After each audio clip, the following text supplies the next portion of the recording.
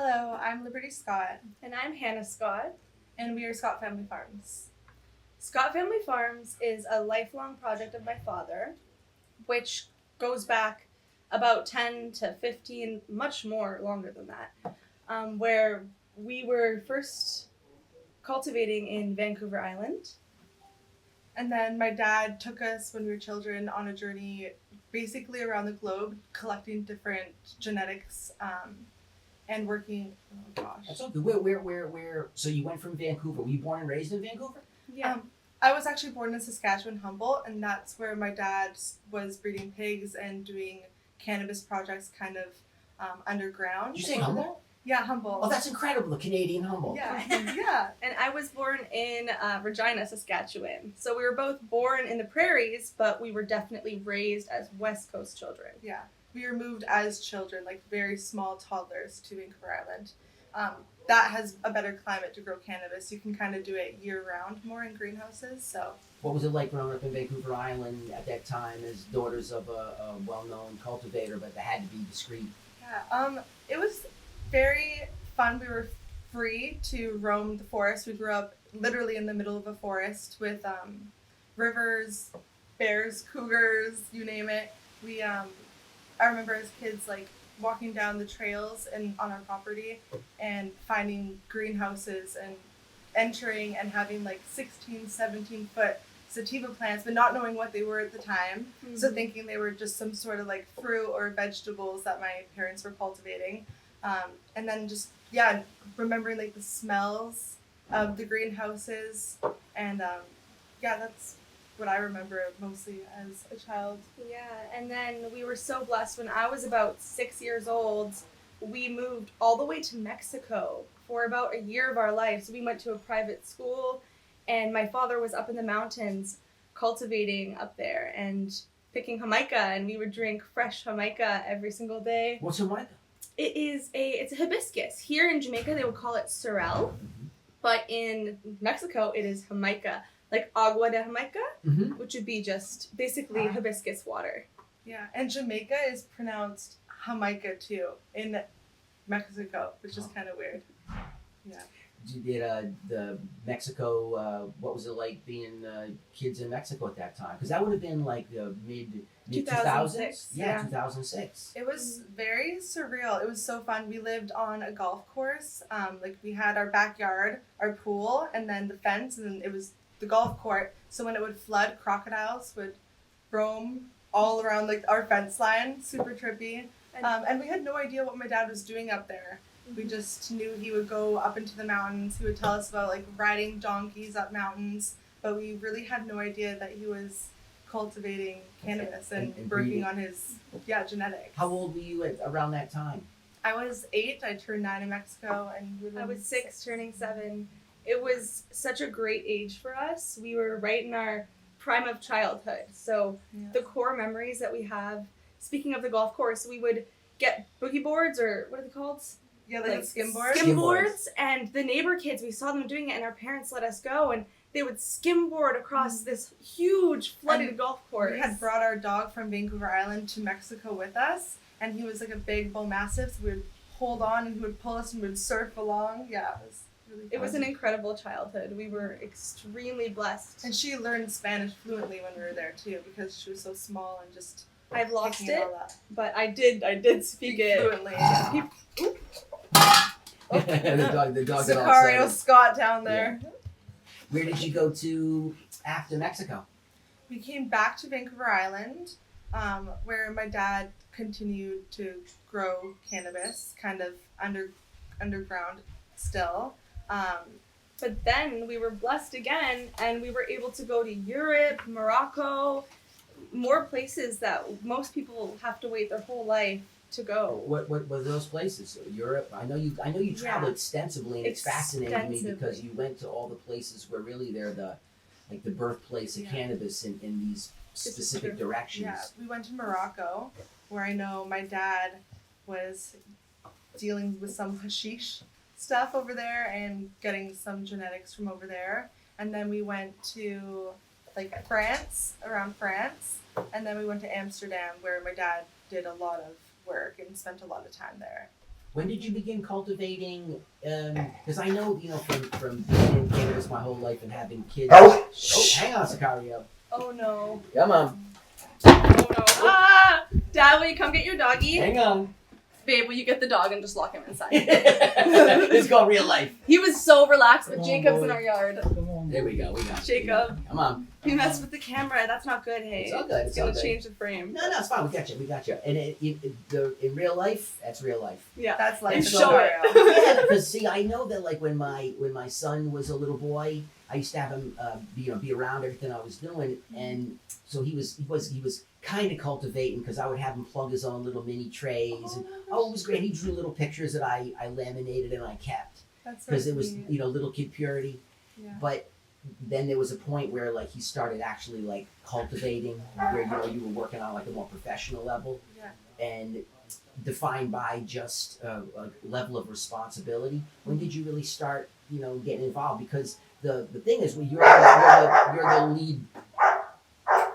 the lead cultivator for the farm, and I've seen extensive records of all the work you did at all these operations, and I'm just kind of curious as to your progression, because right now you're professionals, and you're very versed in a wide range of cultivation and understanding. I'm just kind of wanting to find out, like, what was that track like?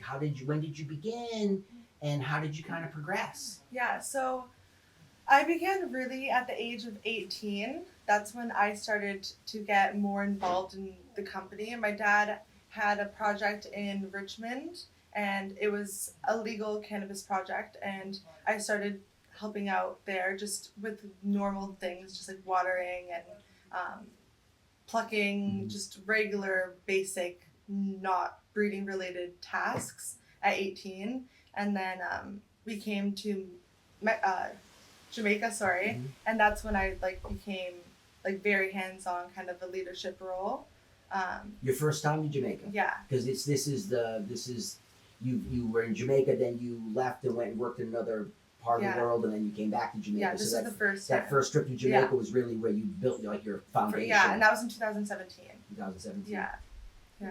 And she, at the time, she wasn't legal, so she couldn't come and get hands-on quite yet at the site. But she, then again, was trimming and... As far back as I can remember, we were probably around 11 years old. Watering plants. She was 13, and we would take on different leadership roles, whether it be counting seeds. We were counting seeds from probably a young age because we didn't really use as math. You just count, So it was our way of helping out with the family business that allowed us to travel the world and do all of these things, which an industry like that, a lot of people look at kind of negatively, but for us, it brought about so many beautiful experiences, and we were blessed. Mm-hmm. You had mentioned that we were hanging out, and you were talking about the kind of the isolation you feel when you're a child in cannabis because you're having to be so careful of having people not understand what it is you do and cause you issues. And so, our kids went through the same situation where you're born into a family that has a specific craft set, and some of the pieces. How'd you work with that? Because you're so open and social. Yeah. Mm-hmm. So as children, from my experience at least, I had countless relationships where I had really good friendships, and then they would find out what my parents did at the time, and then all of a sudden I wouldn't see that friend anymore, which I never understood at the time because I didn't think what my dad was doing was a negative thing, right? I didn't have any negative stigma around cannabis because I was raised thinking it was medicinal, that it was to help people, right? And I saw it help all these people in my life, my parents included. So I was just kind of confused as to why they were judging my parents, because it just felt like judgment and discrimination almost, just based on the job description, right? So I lost a lot of friends, but then I remember meeting some people too in my dad's circle who had kids, and then relating and seeing oh my gosh, there's kids like me who know the smell of cannabis at the ripe age of 8-9 years old, So it was cool seeing that, but yeah, very isolated. And there's still people who judge, but that's just the way of life. True. Unfortunately. True. When you worked in Jamaica the first time, and then you completed that mission, where'd you move on to next? We went to Colombia, and we had a site there. We still have a site there, and it was amazing.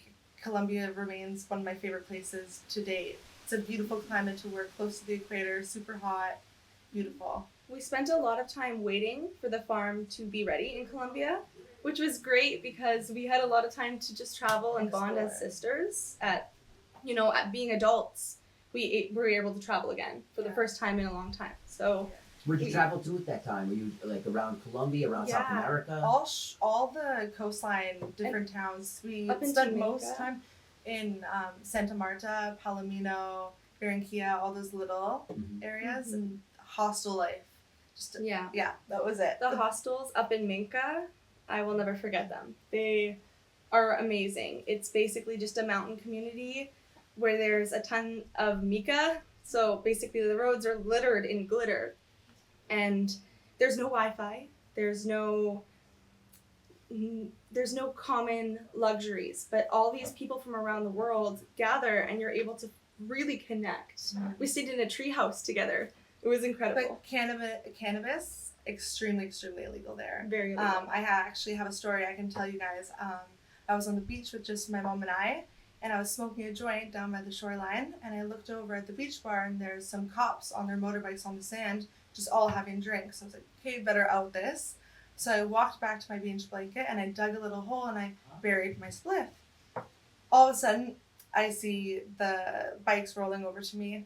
I just continue like sunbathing. They come over, they say, we saw you smoking pot. I said, I don't smoke pot. They said, we saw you smoking it. Where's the spliff? And I said, check all my things. Like, I have nothing on me. Like, I don't smoke weed. Don't smoke it.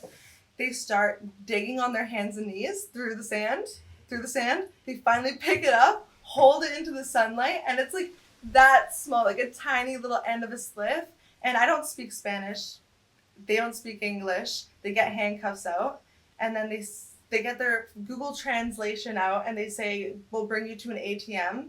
Give us $500 US equivalency, or we're taking you to the station. I was down to go to the station. My mom, however, was not about to let me go with these men who she doesn't understand. So we go to the ATM, take out the money.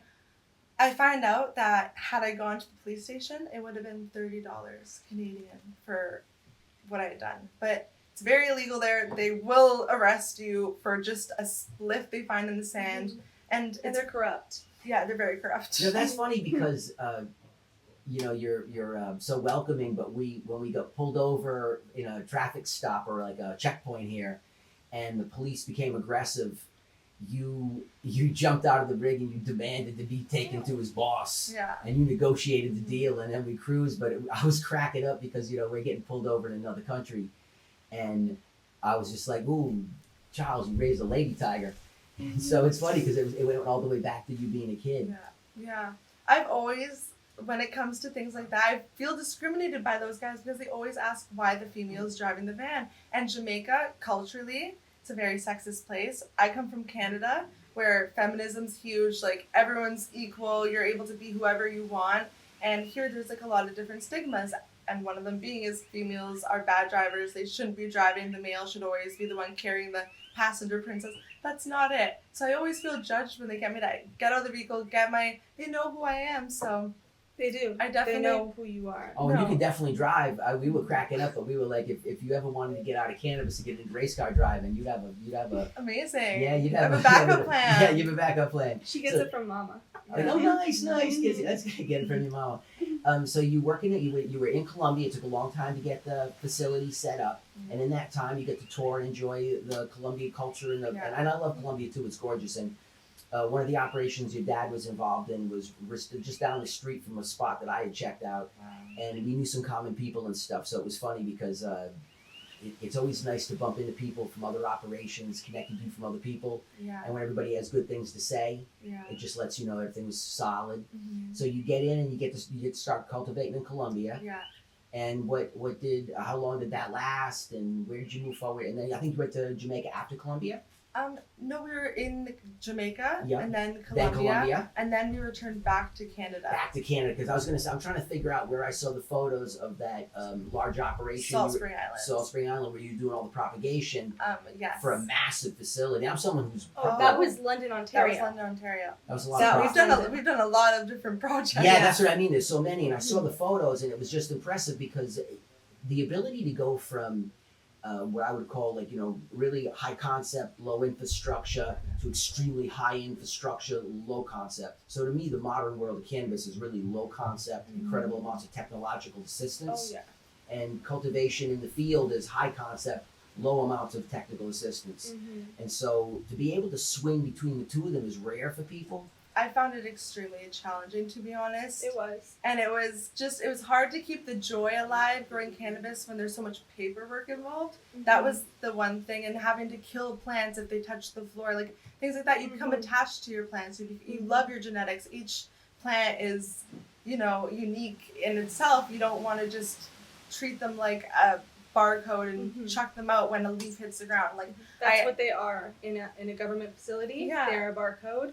they're treated like cattle, and that's not how I like to grow my cannabis. So I struggled in that aspect.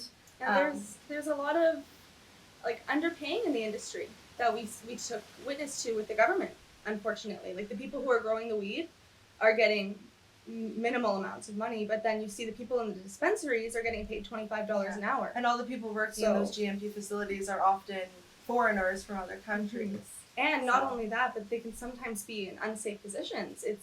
There's a lot that goes into play with growing in those. You're climbing up giant ladders. You're running carts that hit your Achilles tendon, and then you have this one girl had a swollen ankle the size of a golf ball, and it was from the facility. It's working with heavy equipment as well, and I just prefer working in nature. Yeah, like the way God intended with the plants. With your hands, just working with your hands, no gloves. Forget the gloves. Yeah, I feel you. We have the same issues in the U.S. cannabis too, where and it's not that someone who works fast food is any less competent at their job or any.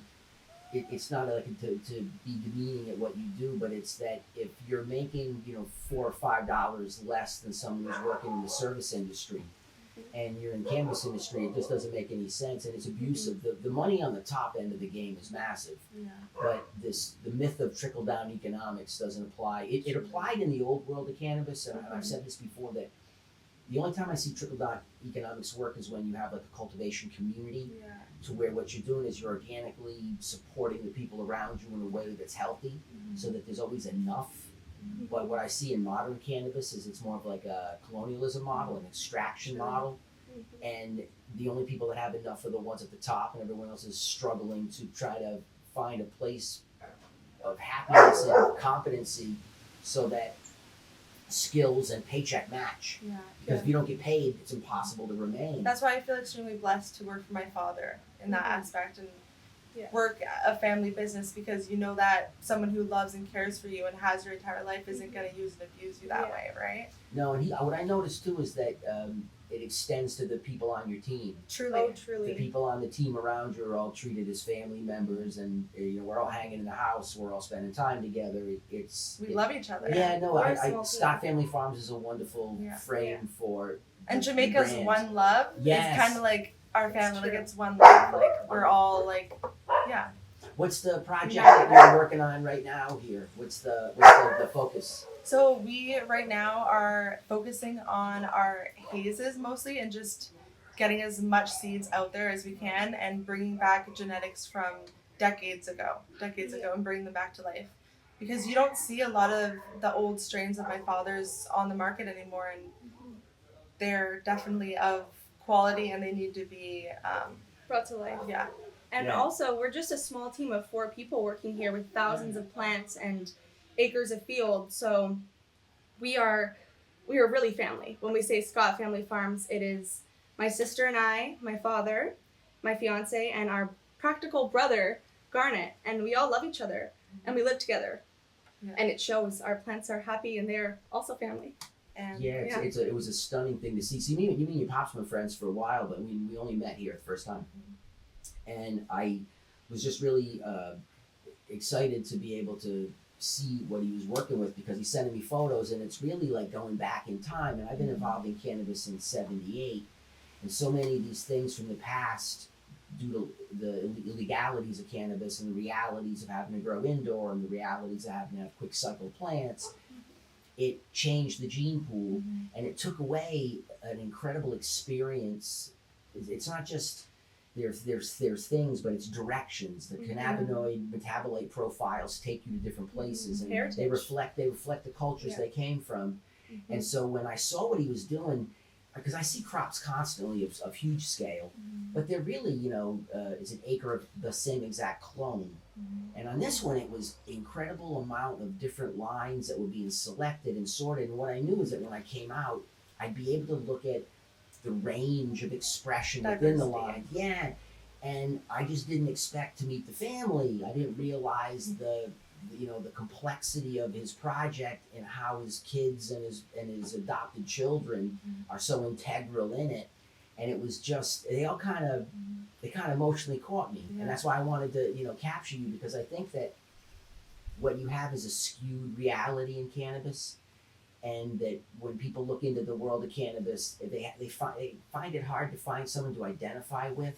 So they don't know if the world of cannabis is for them. Yeah. And when I saw the way you got along with your dad and how you were so strong and independent, and both of you, and you're different facets, so it isn't like it's a cookie cutter sister. The two of you are definitely different people, but the qualities of both of you were just so positive that I was like, man, I wish I could capture a moment with you so that other women, other people could see the potential of what happens when you have like homegrown cannabis. In Thank such you. a male, thank you. You're welcome. In such a male dominant industry, I think my dad was extremely blessed to have so many daughters to learn his craft and kind of take over the business for him.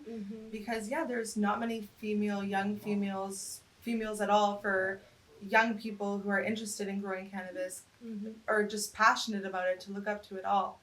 We didn't have that growing up, really. No. No. Yeah. Our mom, because she was a hippie and loved the plant. She still loves Our the mom plant. had a huge, she played a huge role in everything my dad does. It's like they say, behind every great man is an even greater woman. And our mom really, she does a lot for the company. And I think a lot of women in the industry kind of do fall behind the Their shadow of a man husbands. or something along the lines. And as sisters, and as you said, we are very diverse. She's pepper on salt. So we both want to take control of the industry in our own ways. And I think coming together, we're going to hopefully make history and bring Scott Family Farms to a new generation, a new level. And working with your family isn't always easy, because on a usual job you leave your shit at the door, right? But when you are super comfortable with one another, you're kind of able to show your raw emotions. You're not able to hide things as well. So it's not easy. It's difficult. We're very raw with each other. We have moments where it's very difficult, but then I look at all of my friends and they never get to spend time with their mom and dad. They never get quality time with them. And I see usually it takes like a tragedy or something happening to bring families together, right? But I'm blessed to spend almost every day working with my dad, getting that quality time, and listening to him and how passionate he is about the plants makes us excited and passionate about the plants. So I feel extremely grateful to just be able to spend so much time with my family at the age I'm at, because this is usually when you kind of leave the nest and you go your own way. But cannabis has always brought our family closer Together. It's just the truth.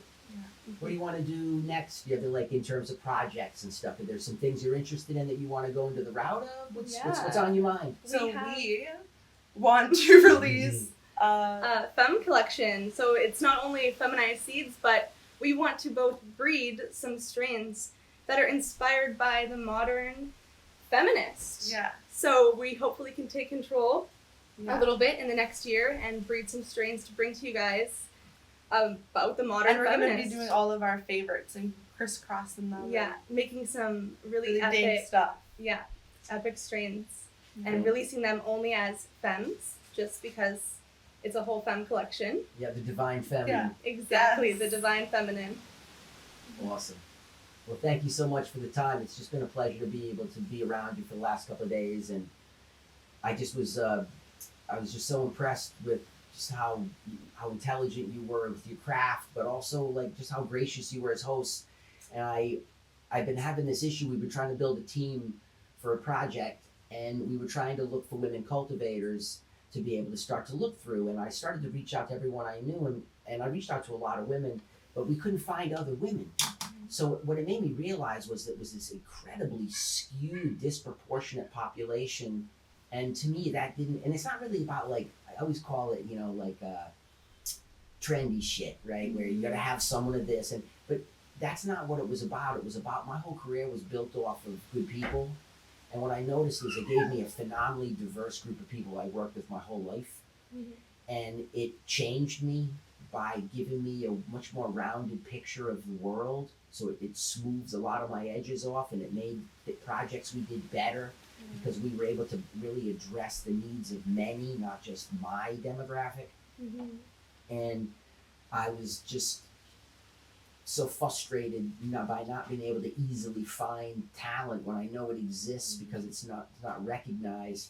That when I got to spend time with you, I said, wow, you two would be a wonderful interview to capture, because it would allow other women, hopefully younger women or even older women, but just women, to say, hey, there's a place for me where I'm not being mistreated and I'm being able to execute my touch on things that have impact. And so, you know, you just exemplified it for me, and I just so badly wanted to grab it. And so thank you for letting me get a chance. And thank you for giving us this platform to tell our story and to share, what we know of you.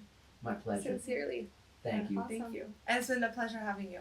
Also, Awesome, you guys awesome. are amazing. Yeah, the boys are good too, man. Yes. They had a great time. They're phenomenal. Yeah, They said that we're cannabis brats, or Yes. I love that, cannabis brats. Yeah, he said it to me. I was like, whoa, that's true, because the military brat, where you're you're basically in the service with your parent, and you're shaped by the locations, and it was just fascinating because you two have been shaped by the greatest production locations in the world. Truly. And you took the beautiful parts of the culture with you, and you're here in Jamaica, and you're living so integrated into a really tough situation. The political climate here makes it, the people have to struggle unduly hard, and never once did I hear a bitch or moan come out of either one of your mouths about anything, and I'm like, salute.